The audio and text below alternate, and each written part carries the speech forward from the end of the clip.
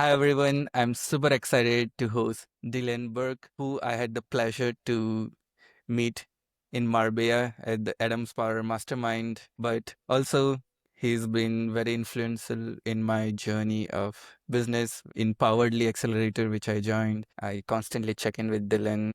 I thought it would be great to get him on the show and share his journey and work. So thanks a lot, Dylan. Pleasure to be here, man. It's always great to see you. Always happy to see the smile on your face, and yeah, looking forward to it. Awesome. Thank you for your kind words. Dylan, what would your friends describe you in 3 words? Different, stubborn, and ambitious. And if you look back to your teenage days till here, what has been your most proudest moment?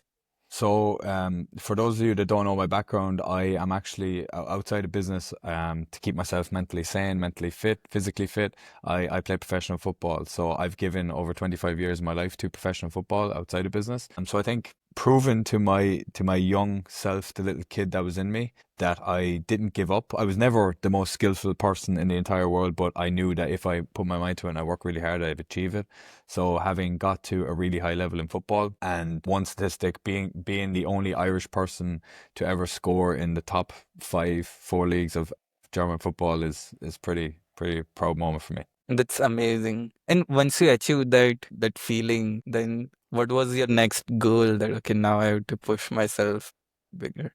That's the thing. Within football, it's all down to a very minority of the world's population get to such a high level just based on 8 billion people in the world, and the sheer amount of teams is just not enough, right? And there's only 11 people that can step on the field. So for me, it's all about setting new expectations, new goals, and I'm very big into building, not only building businesses or building different ways of doing things, but also building myself. In order for me to break out of my self-image right now as a footballer, I have to achieve bigger things in business. So yeah, transitioning my goals from physical and sporting into the business world is definitely something that is so exciting for me because there's an endless opportunity in business. So yeah. I feel like in sports, it teaches you to be disciplined and hardworking. And if you more have those skill set and mindset in business, there are pros with that.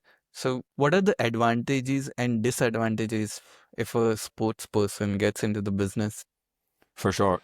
This is something that I'm actually going through at the moment, and something that I continuously deal with. If it comes to anything physical, whether it's in the gym, on the field, when I say that I'm different and I'm stubborn in 2 words, it's that I will push myself until I throw up, until I physically get sick, because I know that I can physically, with my brain, move my limbs in order to get one more rep, another kilometer, another sprint. All of this stuff is physical, okay? But when you transition across to the business world, it is a mindset and it's all mental. Yes, you're performing the actions with your hands, but realistically, you're fighting everything within your head. So when it comes to anything physical, I could push myself to the very end, which is great. But transitioning that across into the business world is actually tougher than you'd actually imagine. So those of you that don't come from a sporting background, don't come from a physical background, you're not at a disadvantage. You have been prepping yourself this entire time for the mindset and having that in your locker in terms of endurance. Whereas my entire life, yes, mindset, of course, but it's been more so pushing myself physically. So yeah, it's different transition, but it helps to be disciplined for sure throughout my years. Yeah. But I also feel like in sports, when there are like high pressure situations in like last moments, you also build your mind muscle that staying calm in those situations. Does that also help in business? Like, okay, don't One get million anxious. percent.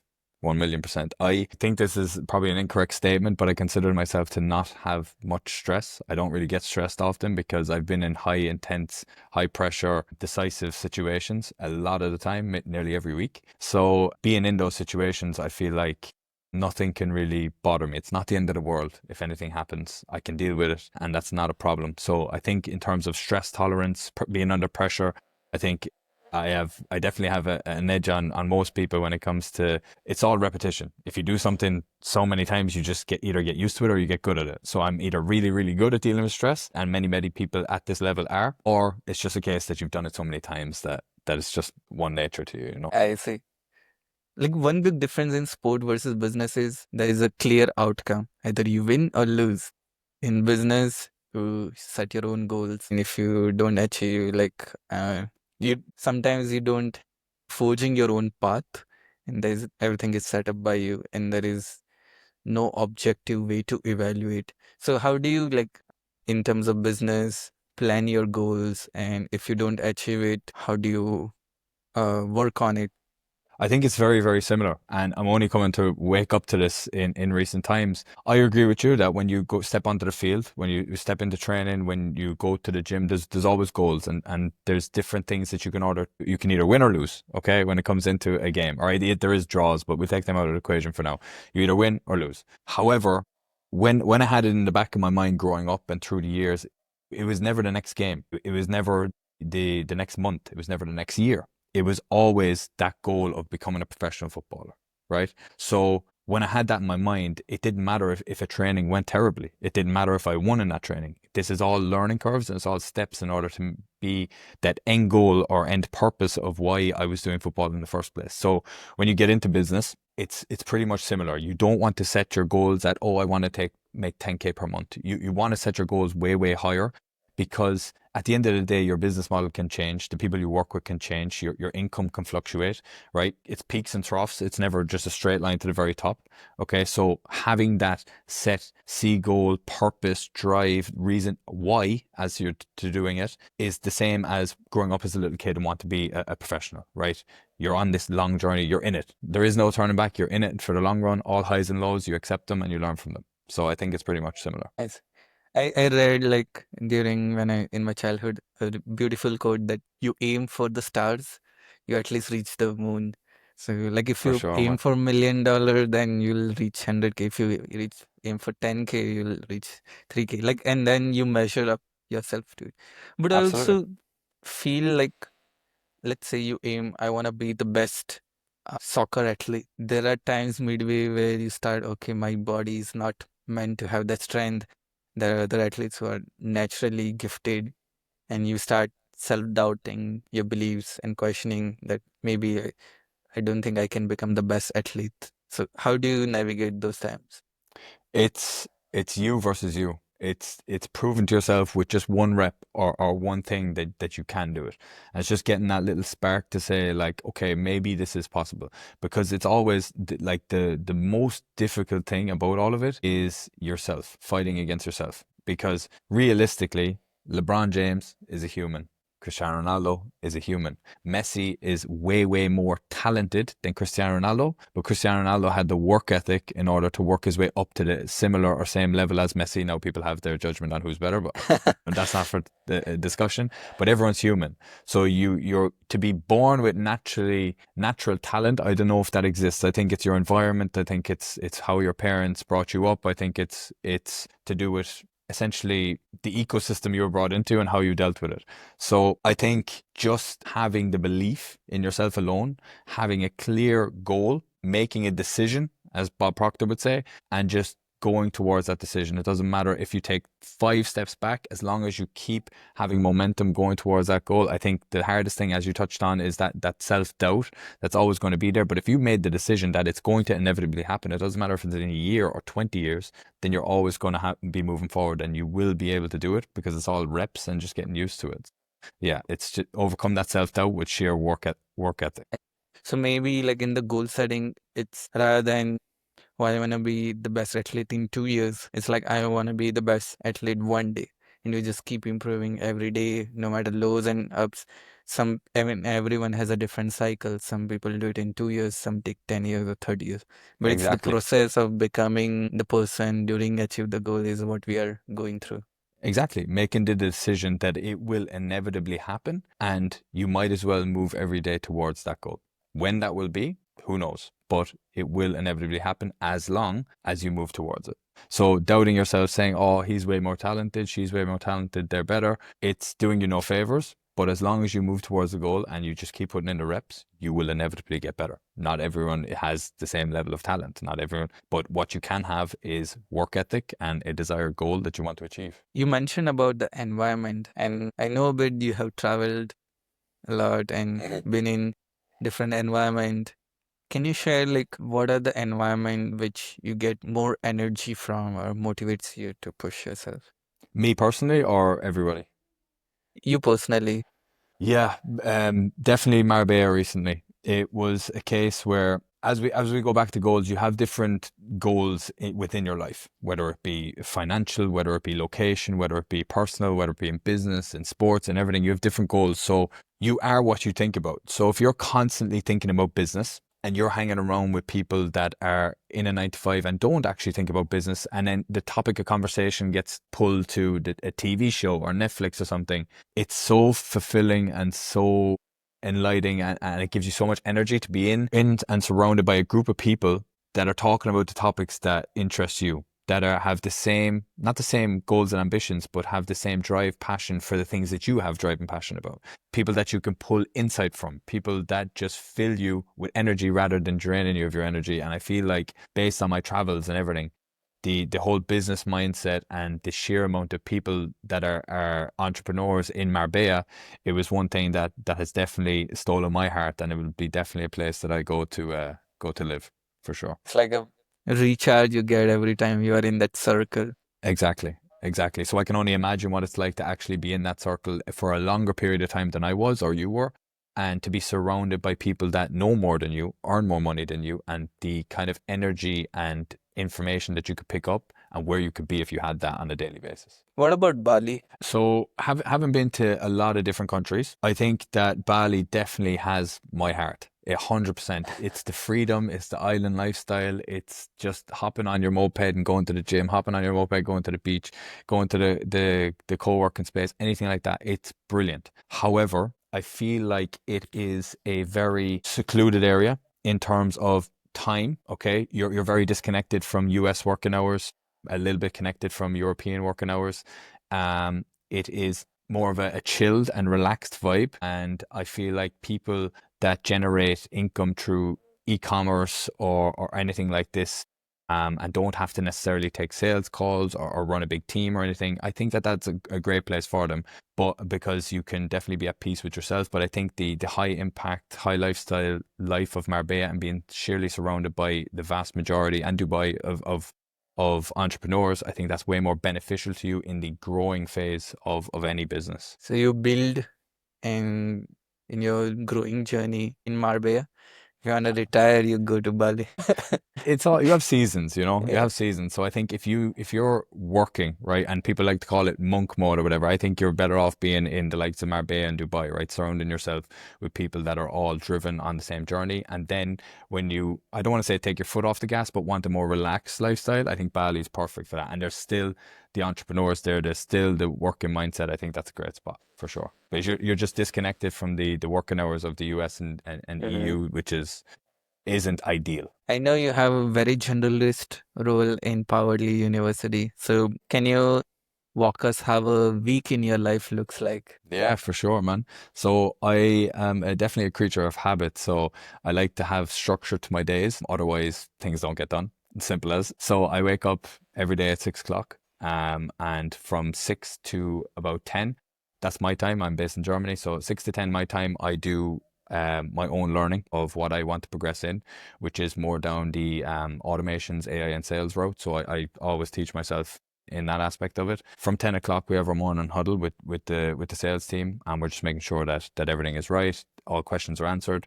From 10:30 to 11:30, 12, I'm in the gym, and then from then until about 7 p.m., I am all on CSM calls and sales calls for Powered, and I'm also inside in the Slack answering any questions. And my days are jam packed, man. Like call after call after call every 30 minutes. And when I get a gap in those calls, then I'm jumping into the Slack answering people's bottlenecks questions. And I also do so while I'm in the gym, while I'm all over the place. So I'm constantly in Slack. And then from 7 to 9, I go training with my team. And then from 9 to 10, when I get home, I eat real quick, jump into bed, and then up again at 6. So it's a very structured days, but yeah, that's how I'm most productive. And what about weekend? It's the same. Having played football is obviously a case where I have to travel away to a game or whatnot. So those are a bit disorganized and unstructured. But if it's anything like a Sunday that I don't have a game, it's pretty much similar to a normal weekday minus the sales calls and CSM work. I'll be in the Slack, but not. not any calls, and then I'm just focused on building me as a person, learning new skills in order to be able to give back to the people that I'm helping grow. Because if I'm not growing, they're not growing, and I Mm. need to be able to do that. So I love the weekends because I grow so much. If you're looking at a bar on percentages, it's definitely most productive on the weekends. But it's work. It's always work. It never really sleep I see you're always on the move. for sure. How did you develop the sales skill?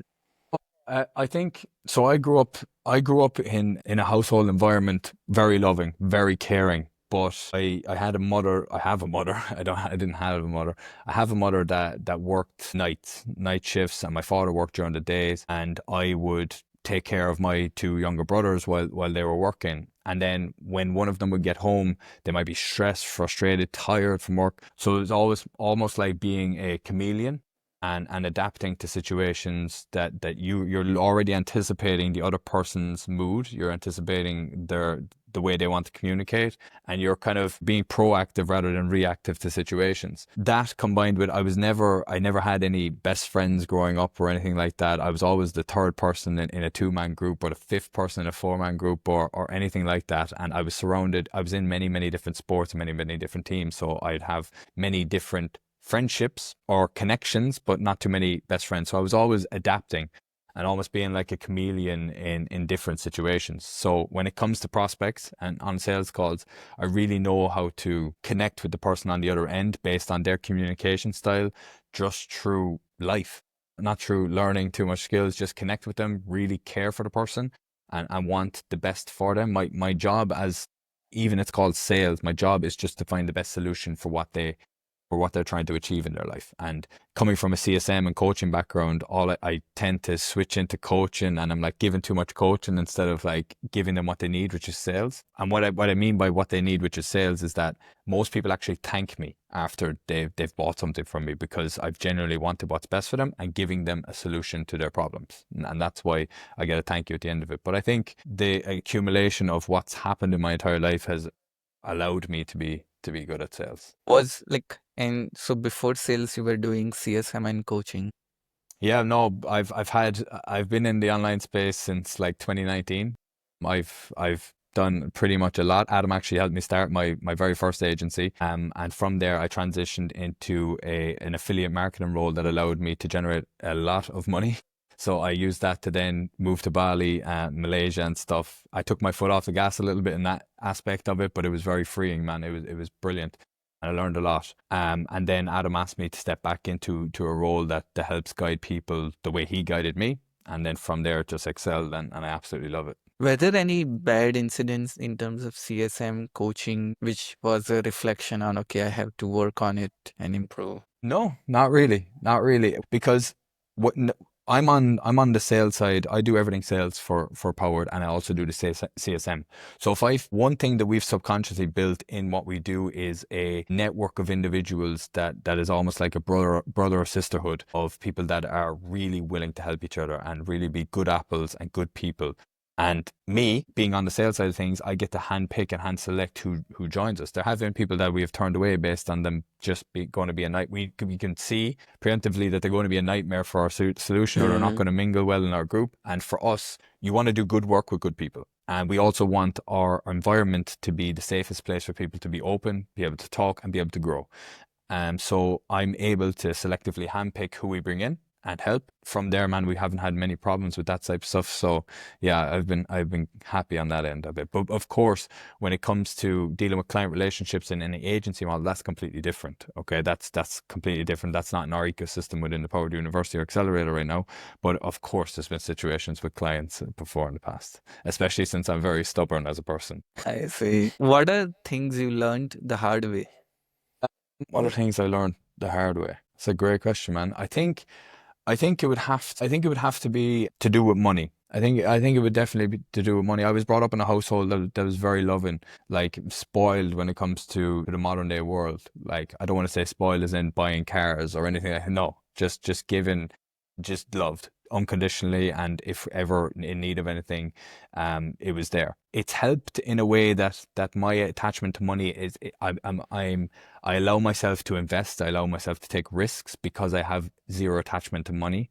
But because of that lack of attachment to money, I went down a very passionate route that is football. And throughout your whole football time, money isn't in the back of your mind. Okay, you just want to become a professional footballer, and money's not an issue. I'm following my passions. If you do what you love, you never work a day in your life. But realistically, with inflation, the world we live in, money is definitely necessary. Is it the root of many, many evils? Yes, for sure. But it is very necessary when it comes to not only yourself, but your future family. So I think if I had thought a lot differently about money, or if I was educated on money a lot sooner, I think that would have been very, very beneficial for my life. And I think I could even have a brighter future for my family, which I will still have at a later rate now than I would have if I was educated on it sooner. So that's why, in my eyes, I'm a bit against the normal education system, and the reason I do this is to help people like come out of their 9 to 5 way of thinking and think better about money and better about life, and how they can get the most out of it.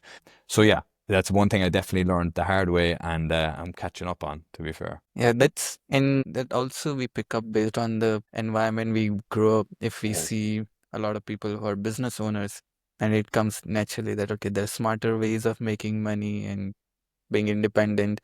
But if you're around like people who are doing jobs, like this is a linear path of making money. For sure, and that's the way Ireland is. Like if you see a Range Rover, and I'm not talking about the brand new Range Rover, and I'm talking about the old ones that maybe farmers drive. If you see one of them, you're like, he's got money. You don't see Lamborghinis, you don't see Porsche, you don't see any of that in Ireland. A Range Rover is like that's a businessman. And nowadays, like you can get a Range Rover for maybe like a secondhand one for like 30 to 50K. But in your mind in Ireland growing up, you're like, whoa, this guy's a businessman. So like seeing different levels of wealth definitely opens your eyes as to what is actually out there and what's achievable. But being in the small town minded mentality of in Ireland, like Ireland only has 4 million people, maybe 5 at this rate, but like you don't really see wealth too often. And because like you had to step out, you were in circles with a friend like Adam, it gave a possibility that okay, there's also a different way of wealth creation. For sure. 110%. Adam has definitely been an inspiration for me. We went 2 different routes. We sat next to each other in school. Like we've known each other for nearly 18 years now, and we sat next to each other in school, but went 2 different paths in life. And with my path, it was on the trajectory all the way up based on what I was achieving in terms of sport, and his was on the way down in terms of where his life was kind of headed. And he had that turnaround that accelerated him into what he's doing today. And with someone like myself, I needed that switch to flick in terms of money wise and business wise and generating a future for my family. And he was the one that helped that happen roughly 5 or 6 years ago, which I'm very, very grateful of. We've always been good friends, but we got even closer throughout the years, so it's good. I also wanna like share that for the like during our calls at Powerly, every time I get out of the call, I feel more energized. So taking like as a customer success manager at Powerly, like what are your intentions when you get on the call? What are you hoping to achieve? So when I hop onto the call, when I do work, it doesn't feel like work. That's been that's been the most important thing for me, that my learning curve in all of this. When I stepped into this role, I'm like, okay, I'm going to have a lot of calls each day. But for me, as the times went on, I'm like, oh, I get to talk to a new person. I get to help someone else the next time, the next 30 minutes, the next 30 minutes. So it's very refreshing to go into the next call because you're dealing with a unique situation that you haven't the previous 30 minutes. Okay, now we're all in the same kind of type of vehicle, but everyone's bottlenecks are different. So when I jump onto the call and I can genuinely take what's inside my brain, implement it into yours, whether it needs to be motivation, whether it needs to be actual something that's going to help implement into your business, doesn't matter. If I can change, if I made an impact from when you joined the call to when you ended the call, then I get off the call with way more energy. So if you're getting way more energy on the call, I'm getting way more energy. So I love that. Love that. Got it. So you're going with a very open slate that okay, whatever the person needs, I'll understand first and guide in the right direction what they needs to hear. For sure. Most of the time, man, it's not telling them what they need to hear. It's not. It's what they really don't want to hear, right? Actually, no, I'll correct that. It is what they need to hear, but 9 times out of 10, it's what they don't want to hear. Okay. But it's all about solving problems. That's really fun. That's really cool. It's like, okay, he's come to me with this bottleneck. About 30 seconds ago, I didn't have an idea what he was going to talk to me about. But now I have to use my brain quickly to help him solve the problem because we've got limited time together. And if we run over the time, I either extend that or I get on a different call with them or we jump into Slack or whatever. But it's just about helping the person overcome their bottlenecks, you know, that's it. And you have spent time with agency owners of who are at different revenue level from few K MRR to 10K, six figures. Like, Mhm. and if you were to write a playbook, how an entrepreneur evolves with time, what are the things they need to learn and everything? What are those common step functions? I mean, the very, very driving factor is of it that you need to have grit, okay? And that's the most important part. You need to have grit and always look at the glass being half full, right? Now, what I mean by that is that we give you all the foundations and steps in order to take in order to be successful. However, it's going to be peaks and troughs. Like I said, it's not a straight line to success. So you're going to face it, and you faced it, Mayur, on your time where you sent all those emails, you sent all the SMS, you've called so many people, and it's just not going your way. It's about picking yourself back up and being like, that's okay. Tomorrow will be better. Okay. And it's just having that grit and determination. But I think the evolution that really happens is people come in subconsciously, they know they want more. Then their eyes are opened up to what more looks like, and they realize that they've been thinking small this entire time and they end up thinking bigger. That's the first eye opener. It's that they come in and their whole mindset changes. They're like, wow, thought I was ambitious. Now I'm even more ambitious. Now I have a bigger goal, right, that I want to achieve. And it's like, great. Okay, how do we implement that? And it's going through the grit of learning new skills, failing, succeeding, failing, succeeding. And then it's at that point when they're in the wins channel or they're texting me personally or they're texting Adam or hugging Adam and they're saying, you've changed my life. It's absolutely amazing, man. So it's just, and that's how important the CSM role is that you're going to go through highs and lows and you're going to need people to fall back on and help you with. So it's just understanding that this person's in it is transferring their self-image at the moment from where they were 2 3 months ago to where they are now, and they're continuously going through that process. So it's just about being there for them and guiding them. But it's that kind of middle ground where you're like, is this the model for me? Is this going to work? Exactly in football, as you said, like you're going through failures and you're like, but they're more talented. Oh, but he's successful. Stop comparing yourself to everyone else. It's you versus you. This will be successful if you make the decision, it will be, and put your mind to it. And a lot of people also rise fast and go down. Do you have a thesis on why? Yeah, it's very easy. They think they get a false sense of what it's going to be like. I think the worst thing to happen to someone, this might sound a little stupid, but the worst thing to happen to someone might be signing a 5K client their first month of being in the business, because they get a false self-belief of, why do you create SOPs? You create SOPs because they're standard operating procedures of what works, what you do well that works that you can teach somebody else. Let's say I signed a client in my first month for 5K. Would I build out an SOP based on what I did in order to get that client for 5K? What if it was just luck? What if I end up doing the wrong things for the next 6 to 9 months, 6 to 12 months, based on how I initially signed that first client? It could be sheer luck that it happened, and now I've got a false belief of how that operates and works. The best thing that can happen to you, it's kind of what happened to a guy called Rob in what we do at the moment, is that you go through that 3 to 6 month patch of getting kicked in the teeth, and then you're like, okay, I got it. I understand it now. And then from there, it's just an upward trajectory from there. So I think it's just a false belief of what's actually possible due to a little bit of luck that you've had. And it could be great. You could be implementing everything perfect, but I think that's what it is. And that's what happens all the time in this industry. Think they want to start a digital marketing agency. They'll go to YouTube, they'll learn a couple skills, they'll do a bit of outreach, they'll get a client and they'll be like, okay, this is how it works. And next thing, for the next 3 to 6 months, they're stuck at the exact same or less. And then they come around to us and they're like, oh, how do I do it? And then that's where we help people. So no, it's good. That's so sometimes failures are actually helpful, like All the time. to develop the perseverance. All the time. Yeah. Is there anything in your life you would do differently? So anything in my life that I would do differently at my current stage, or if I was to take myself back a couple of years? A couple years back. Yeah, I would believe in myself sooner. You know, I like, you go through this period of like imposter syndrome, right? And I know, and I still go through it to this day. I'm sure maybe Adam goes through it. I'm sure you go through it. A lot of people go through it, but it's a case of, oh, I can only do this when I achieve this, or I can only do this at this date, or when I achieve that or when I do this. And it's more so of like, okay, there's people there that need your help that are only a few steps behind you.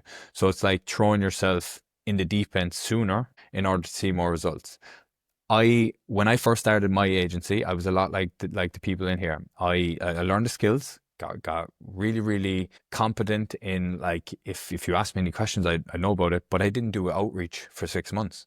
I learned the skills, didn't do a single bit of outreach for 6 months. My first day of outreach, I signed a client. So if I had started sooner, I'd have a lot more momentum, and it's been that way in my life. I'm a perfectionist, and I look for perfection before I implement things. So I would teach myself a lot sooner to stop being a perfectionist and just jump in the deep end. And that's with everything. It's all walks of life. It's like the perfection paralysis, where like sometimes the speed and momentum could drive more results than the perfection. Exactly that. Exactly that. I Like see. Alex Hormozy spoke recently about the classroom and the clay pots. Did you hear about that? It was like the teacher asked one class to spend their entire year creating the perfect pot. And he asked the other class to create as many pots as they could possibly make. And the class that created as many pots as they could possibly make actually in turn created the perfect pot. And not the classroom that spent all their time doing so. But just by trial, error, and sheer volume, perfection came. And that's one thing that I think everybody should learn and everybody should take a leaf from. For people listening, can you give like a brief overview about Poweredly? Who is it best fit for? Absolutely, absolutely. So as in Powered University, we have different models. Okay, we have the Powered Accelerator, where we help you get to 10K consistent 10K months. We have the Scaling Partners, where we take you from 10K, 20K, to your next MRR milestone. And then we have the Mastermind. Okay, but for most people out there, our whole business model is based to help online service-based businesses scale or evolve through crafting irresistible offers and client acquisition strategies. Yes, we have all the top knowledge within the entire digital marketing ecosystem. However, our main goal, whether you're an online fitness coach, whether you're a digital marketing agency, a web designer, HR agency, it doesn't matter. Our whole goal is to help you craft an irresistible offer and acquire clients. So anyone that's ever been stuck, stagnant in their business and needs momentum and realizes that they are a high potential underperformer at the moment, we can help take you to the next level. And also those that are just ambitious, teachable, coachable, and wanting to just start, we have a vehicle for you that can help you achieve your goals. That was so on point, and I can give the testimonial live that I've been part of the group. People, the mindset, the course content, everything is so useful. I think you'll get the value immediately. Like a week or two when you join the program, you'll see like, oh, this is what I've been missing. I love that, man. Okay. I am going to wrap up the interview with a rapid fire, Yeah. and you'll have only 10 seconds to answer. You got to Oh, keep it super brief. let's Okay. go. What's your favorite restaurant? I'm going to say Mexican. It's city in your travel bucket list. Cape Town? What's the best piece of advice you have ever received? There is such thing as a love of your life, but you live many different lives inside your one life. That's a great one. One book or a movie which made a big impact in your life. As cringy as it sounds, I think Rich Dad Poor Dad, it really taught me about money. One thing which most of the people don't know about you. I'm funny. I see. No, you are like one thing. Even in the mastermind, you are very social. Like I haven't heard a stand up from Dylan, so I can't fully attest to that. But I see. If you had infinite money and time, what is the first thing you would do? Does everyone else around me have infinite money as well? Just you. Just me? I would definitely provide for as many people as I possibly can using that money to create them the life that they've always wanted and dreamed of. And I would find purpose in using those funds to bring myself joy, knowing that I'm transforming lives. We are teleported to 2030, almost 5 years from now. What's the version of Dylan we are looking? Jacked, 90 kg, sub 10% body fat, and he's currently growing a business that has changed the lives of tens, hundreds of thousands of people around the world. And people are thanking him for it. That's it. That's awesome. Dylan, anything which we didn't cover in this interview and you'd like to end on that note? No, not really, man. I just want people to know that there's, how do I put this? I want people to understand that the way that we're brought up and the way that 99.9% of people think about the world is so small-minded, and that if you can just read a couple books, talk to a couple of people, you'll realize the sheer amount of opportunity, the amount of money, amount of love, amount of everything that is actually out there. And if you can separate yourself from your current situation, live in the present moment, and ask yourself, if I was laying on my deathbed tomorrow, what is the one thing that I would regret not doing, building, or becoming? 1 to 3 things, and really just take action on those things as soon as possible, man, because life, you can see the bottom part of the hourglass, but you can't see the sand in the top. So life comes at you fast, man. Just go out there and make sure you're not regretting a thing. That's such a nice quote. And thanks a lot, Dylan, for your time for this interview. Absolutely, man. Thank you for having me. Pleasure.